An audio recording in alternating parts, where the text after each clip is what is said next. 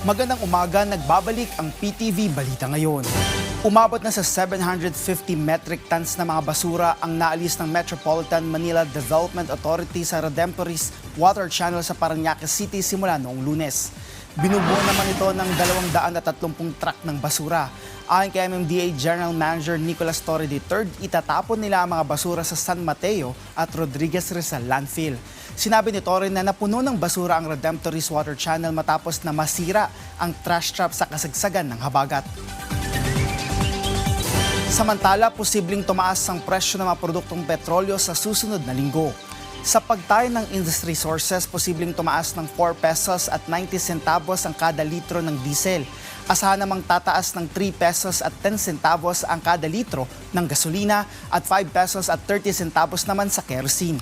Tataas ang presyo ng mga produktong petrolyo dahil wala pang katiyakan ang muling pagbubukas ng Strait of Hormuz at malabo pa ang peace deal sa pagitan ng Estados Unidos at Iran.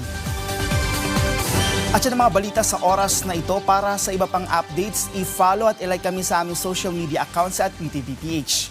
Ako si Rod Lagusad para sa Bayan.